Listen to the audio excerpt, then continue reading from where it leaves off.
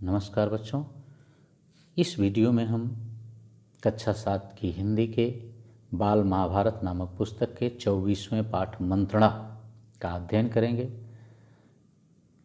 इस पाठ को पढ़ने से पहले यदि इस चैनल को आपने सब्सक्राइब नहीं किया है तो चैनल को सब्सक्राइब अवश्य कर लें, जिससे कि आपके सिलेबस से संबंधित हिंदी और संस्कृत के सारे वीडियो सीरियल वाइज आपको इस चैनल पर मिल जाएंगे। आप इसका आसानी से अध्ययन कर सकते हैं। 9th से लेकर 12th तक के हिंदी के वीडियो भी आपको इस चैनल पर मिल जाएंगे, इसलिए इस चैनल को सब्सक्राइब अवश्य कर लें। वीडियो को अधिक से अधिक लाइक और शेयर करें और हमें भी कमेंट करके ये ज़रूर बताएं कि ये वीडियो आपको कैसा लगा। देखिए, 23वें पाठ में आपने पढ़ा था कि राजा विराट के जब पांडव अपना असली परिचय देते हैं तो राजा विराट और अभिमन्यु का विवाह, राजा विराट की पुत्री उत्तरा और अभिमन्यु का विवाह तय हो जाता है। और उसके बाद जब ये विवाह की बातें हो जाती हैं तो राजा विराट इन्हें पहचान चुके थे, इसलिए इन्हें अपने ही राज्य में एक उपलब्ध नामक नगर दे देते हैं और पांडव वहाँ पर जाकर के रहने लगते हैं। चूँकि अब वो प्रकट हो जाने के कारण पांचों भाई प्रत्यक्ष रूप से रहने लगे थे और फिर आगे का कार्यक्रम तय करने के लिए उन्होंने अपने भाई बंधुओं और मित्रों को बुलाने के लिए दूत भेज दिए थे। उसमें जिसके कारण बलराम भाई, अर्जुन की पत्नी सुभद्रा तथा पुत्र अभिमन्यु और यदुवंश के कई वीरों को लेकर श्री कृष्ण उपलब्ध नगर पहुँचे। इंद्रसेन आदि राजा अपने अपने रथ पर चढ़कर उपलब्ध आ पहुँचे। काशीराज और वीर सभ्य भी अपनी 2 अक्षौहिणी सेना के साथ आकर युधिष्ठिर के नगर में पहुँचे। पांचाल राज द्रुपद 3 अक्षौहिणी सेना लाए। उनके साथ शिखंडी, द्रौपदी का भाई धृष्टद्युम्न और द्रुपदी के पुत्र भी आ पहुँचे। और भी कितने ही राजा अपनी अपनी सेनाओं को साथ लेकर पांडवों की सहायता के लिए आ गए। सबसे पहले अभिमन्यु के साथ उत्तरा का विवाह किया गया। इसके बाद राजा विराट की सभा में सभी आगंतुक राजा मंत्रणा के लिए इकट्ठा हुए। विराट के पास श्री कृष्ण और युधिष्ठिर बैठे थे। द्रुपद के पास बलराम और सात्विक और भी कितने ही प्रतापी राजा सभा में विद्यमान थे। सभा में सबके सामने आसन पर बैठ जाने पर श्री कृष्ण उठे और बोले, सम्मानीय बंधुओं और मित्रों, आज हम सब यहाँ इसलिए इकट्ठा हुए हैं कि कुछ ऐसे उपाय किए जाएं कि जिससे युधिष्ठिर और राजा दुर्योधन को लाभ हो और न्यायोचित हो, जिससे पांडवों और कौरवों का यश बढ़े। जो राज्य युधिष्ठिर से छीना गया है वह उनको वापस मिल जाए। तो पांडव शांत हो जाएंगे और कौरव और पांडव में संधि भी हो जाएगी।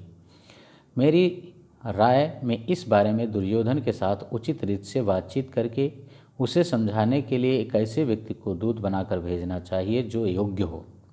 तब बलराम उठे और बोले, कृष्ण ने जो सलाह दी है वह मुझे न्यायोचित लगती है, क्योंकि आप लोग जानते हैं कि कुंती के पुत्रों को आधा राज्य मिला था, वह उसे जुए में हार गए। अब वह उसे फिर से प्राप्त करना चाहते हैं। यदि शांतिपूर्ण ढंग से बिना युद्ध किए ही वे अपना राज्य प्राप्त कर सकें तो उससे न केवल पांडव बल्कि दुर्योधन तथा सारी प्रजा की भलाई होगी।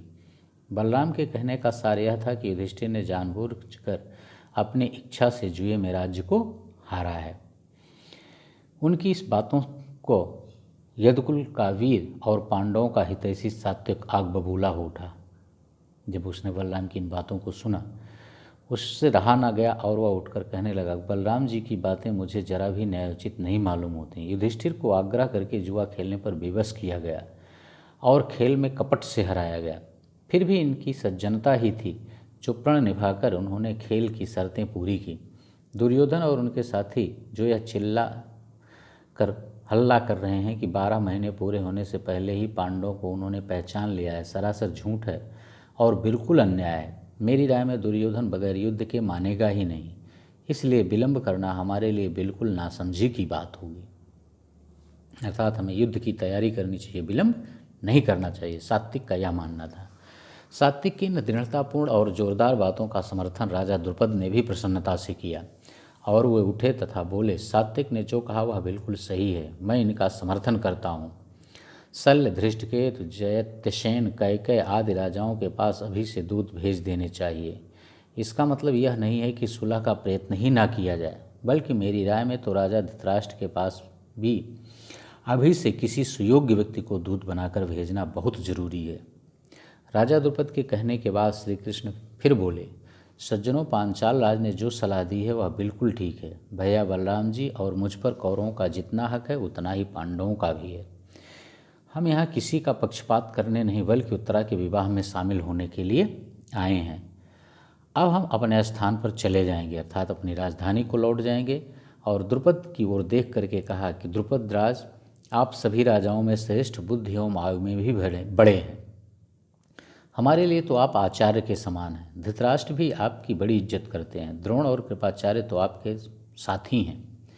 इसलिए उचित तो यही होगा कि जो कुछ दूत को समझाना बुझाना हो वह आप ही समझा दें और उन्हें हस्तिनापुर भेज दें। यदि इसके बाद दुर्योधन न्यायोचित रूप से संधि के लिए तैयार ना हो तो सब लोग सब तरह से तैयार हो जाएं और हमें भी कहला भेजें। यह निश्चय हो जाने के बाद श्री कृष्ण अपने साथियों सहित द्वारका लौट गए। विराट, द्रुपद, युधिष्ठिर आदि युद्ध की तैयारियां करने में लग गए। चारों ओर दूत भेज दिए गए। सब मित्र राजाओं को सेना इकट्ठी करने का आदेश दे दिया गया। पांडवों के पक्ष में राजा लोग अपनी अपनी सेना सुसज्जित करने लगे। इधर ये तैयारियां होने लगीं। उधर दुर्योधन भी चुप नहीं बैठा था। वो भी युद्ध की तैयारियों में जी जान से लग गया था। उसने भी अपने मित्र राजाओं के यहाँ संदेशा भेजा और सेनाएं इकट्ठी की जाने लगी। इस तरह पूरा भारतवर्ष आगामी युद्ध के कोलाहल से गूंजने लगा। शांत चर्चा के लिए हस्तिनापुर को दूत भेजने के बाद पांडव और उनके मित्र राजागण जोरों से युद्ध की तैयारी में जुट गए। श्री कृष्ण के पास अर्जुन सहायता मांगने के लिए स्वयं पहुंचते हैं। जब इधर दुर्योधन को खबर मिली कि उत्तरा के विवाह से निवृत्त होकर श्री कृष्ण द्वारका लौट आए हैं तो वह भी कृष्ण से सहायता मांगने के लिए द्वारका चला गया। संयोग से जिस दिन अर्जुन द्वारका पहुंचते हैं ठीक उसी दिन दुर्योधन भी द्वारका पहुंचता है और श्री कृष्ण के कमरे में, भवन में दोनों साथ साथ प्रवेश करते हैं। श्री कृष्ण उस समय आराम कर रहे थे। अर्जुन और दुर्योधन दोनों ही उनके निकट के संबंधी थे, इसलिए दोनों ही बेखटके उनके शयन कक्ष में चले गए। दुर्योधन आगे था, अर्जुन पीछे। कमरे में प्रवेश करके दुर्योधन श्री कृष्ण के सिरहाने एक ऊंचे आसन पर जा बैठा। अर्जुन श्री कृष्ण के पैताने माने पांव की तरफ हाथ जोड़कर खड़े रहे। कमरे में प्रवेश करके जब ऊंचे सिंहासन पर बैठ जाता है और अर्जुन हाथ जोड़कर खड़े रहते हैं, उसी समय कृष्ण की नींद टूट जाती है। तो उन्होंने सबसे पहले अर्जुन को देखा, क्योंकि जब कोई व्यक्ति सो रहा हो, लेटा हो और जब वो उसकी आँख खुलती है तो वो सामने अर्थात अपने पैर की तरफ देखता है। तो इसलिए कृष्ण ने सबसे पहले अर्जुन को देखा था। उन्होंने उठकर अर्जुन का स्वागत किया और कुशल पूछी। बाद में घूमकर आसन पर बैठे दुर्योधन को देखा तो उसका भी स्वागत किया और कुशल समाचार पूछा। उसके बाद दोनों के आने का कारण पूछा। दुर्योधन यानी अर्जुन बोलते उसके पहले ही दुर्योधन जल्दी से बोला, श्री कृष्ण, ऐसा मालूम होता है कि हमारे और पांडवों के बीच जल्दी ही युद्ध छिड़ेगा। यदि ऐसा हुआ तो मैं आपसे प्रार्थना करने आया हूँ कि आप मेरी सहायता करें, क्योंकि यह नियम है कि जो पहले आए उसका काम पहले हो। आप विद्वज्जनों में श्रेष्ठ हैं, आप सबके पथ प्रदर्शक हैं, अतः बड़ों की चलाई हुई प्रथा पर चलें और पहले मेरी सहायता करें। यह सुनकर श्री कृष्ण बोले, राजन, आप पहले पहुँचे जरूर, लेकिन मैंने पहले तो अर्जुन को देखा था। मेरी निगाह में तो दोनों ही बराबर हैं, इसलिए कर्तव्य भाव से मैं दोनों की ही सम्मान रूप से सहायता करूँगा। पूर्वजों की चलाई हुई प्रथा यह है कि जो आयु में छोटा हो पुरस्कार पहले उसको मिलना चाहिए। अर्जुन आपसे आयु में छोटा है, इसलिए मैं पहले उससे ही पूछता हूँ कि वह क्या चाहता है। अर्जुन की तरफ मुड़कर कृष्ण बोले, पार्थ, अर्जुन का ही नाम है दूसरा, पार्थ, सुनो, मेरे वंश के लोग नारायण कहलाते हैं। वे बड़े साहसी और वीर भी हैं। उनकी एक भारी सेना इकट्ठा की जा सकती है। मेरी यह सेना एक तरफ होगी, दूसरी तरफ अकेला मैं रहूँगा। मेरी प्रतिज्ञा यह भी है कि युद्ध में मैं ना तो हथियार उठाऊंगा और ना ही लड़ूंगा। तुम भली भांति सोच लो, तब निर्णय करो। इन दोनों में से जो पसंद हो वह ले लो, अर्थात चाहे मुझे ले लो अथवा मेरी सेना ले लो। बिना किसी हिचकिचाहट के अर्जुन बोला, आप शस्त्र उठाएं या ना उठाएं, आप चाहे लड़ें या ना लड़ें, मैं तो आपको ही चाहता हूँ। दुर्योधन के आनंद की सीमा ना रही। वह सोचने लगा कि अर्जुन ने खूब धोखा खाया और श्री कृष्ण कि वह लाखों वीरों वाली भारी भरकम सेना सहज में ही उसके हाथ आ गई। वह सोचता हुआ और हर्ष से फूला ना समाता। दुर्योधन बलराम जी के पास जा पहुंचा और जब बलराम जी को यह सारी बात सुनाई तो बलराम जी ने दुर्योधन की बातें सुन करके कहा कि मैंने उत्तरा के विवाह के अवसर पर भी जो खबरें मिली थी वह बताई थी मैंने तुमसे, और श्री कृष्ण को भी मैंने कई बार समझाया था। लेकिन अब तो कोई बात नहीं है, क्योंकि अब मैं युद्ध में तटस्थ रहूँगा, क्योंकि मैं इस कृष्ण के साथ रह नहीं सकता और जिधर कृष्ण नहीं रहेंगे उधर मेरा रहना उचित भी नहीं है।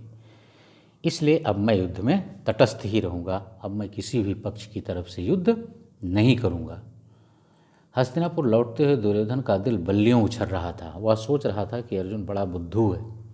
द्वारका की इतनी बड़ी सेना अब मेरे हाथ आ गई है। बलराम जी का स्नेह मुझ पर है ही, श्री कृष्ण भी निशस्त्र और सेवाविहीन हो गए हैं। यही सोचते विचारते दुर्योधन मारे खुशी के अपनी राजधानी पहुंचा। कृष्ण ने पूछा, सखा अर्जुन, एक बात बताओ, तुमने सेना बल के बजाय मुझ निशस्त्र को क्यों पसंद किया? अर्जुन बोला, बात यह है कि आप में वह शक्ति है जिससे आप अकेले ही इन तमाम राजाओं से लड़कर इन्हें कुचल सकते हैं। अर्जुन की बात सुनकर कृष्ण मुस्कुराए और बोले, यह बात है, और अर्जुन को बड़े प्रेम से द्वारका से विदा किया। इस प्रकार श्री कृष्ण अर्जुन के सारथी बने और पार्थ के सारथी के नाम से भी प्रसिद्ध हुए। मद्र देश के राजा शल्य नकुल सहदेव की माँ माद्री के भाई थे, अर्थात नकुल और सहदेव के मामा थे शल्य। उन्हें जब यह सूचना मिलती है तो वो भी अपनी एक बड़ी सेना लेकर के उपलब्ध नगर की तरफ बढ़ चलते हैं। और उनकी सेना इतनी भारी थी, इतनी भारी भरकम थी कि जब वो चलते हैं और जहाँ उनकी सेना विश्राम करने के लिए डेरा डालती है वह लगभग 1.5 योजन तक फैल जाती है। जब दुर्योधन ने सुना कि शल्य विशाल सेना लेकर पांडवों की सहायता करने के लिए जा रहे हैं तो उसने शल्य की सेना को अपनी ओर मिलाने का निश्चय कर लिया। इसलिए उसने अपने कुछ कुशल कर्मचारियों को आज्ञा दी कि रास्ते में जहाँ कहीं भी राजा शल्य और उनकी सेना डेरा डाले उसे हर तरह की सुख सुविधाएं पहुँचाई जाएं। शल्य पर दुर्योधन के आदर सत्कार का कुछ ऐसा असर पड़ा कि वो अपने पुत्र के समान प्यार करने वाले पांडवों को छोड़कर दुर्योधन के पक्ष में युद्ध करने का उन्होंने वचन दे दिया। उपलब्ध में राजा शल्य का खूब स्वागत किया गया। मामा को आया देखकर नकुल और सहदेव के आनंद की सीमा ना रही। जब भावी युद्ध की चर्चा छिड़ी तो शल्य ने युधिष्ठिर को बताया कि किस प्रकार दुर्योधन ने धोखे से उन्हें अपने पक्ष में कर लिया है। युधिष्ठिर बोले, मामा जी, मौका आने पर निश्चय ही महाबली कर्ण आपको अपना सारथी बनाकर युद्ध अर्जुन को वध करने का प्रयत्न करेगा। मैं यह जानना चाहता हूँ कि उस समय आप अर्जुन की मृत्यु का कारण बनेंगे या अर्जुन की रक्षा करने का प्रयत्न करेंगे। मैं यह पूछकर आपको असमंजस में नहीं डालना चाहता था, पर फिर भी पूछने का मन हो गया। मद्रराज ने कहा, अर्थात शल्य ने कहा, बेटा युधिष्ठिर, मैं धोखे में आकर दुर्योधन को वचन तो दे बैठा हूँ, इसलिए युद्ध तो मुझे उसी की ही तरफ से करना होगा। पर एक बात बताए देता हूँ कि कर्ण मुझे सारथी बनाएगा तो अर्जुन के प्राणों की रक्षा ही होगी। उपलब्ध में महाराज युधिष्ठिर और द्रौपदी को मद्रराज शल्य ने दिलासा दिया और कहा, जीत उन्हीं की होती है जो धीरज से काम लेते हैं। युधिष्ठिर, कर्ण और दुर्योधन की बुद्धि फिर गई है। अपनी दुष्टता के फलस्वरूप निश्चित ही उनका सर्वनाश हो जाएगा और विजय तुम्हारी ही होगी, ऐसा शल्य ने कहा और फिर वो दुर्योधन की तरफ चले जाते हैं। ओके बच्चों, बस इस पार्ट में इतना ही। लेकिन यदि अभी तक आपने इस चैनल को सब्सक्राइब नहीं किया तो चैनल को सब्सक्राइब अवश्य कर लें। Okay, thank you.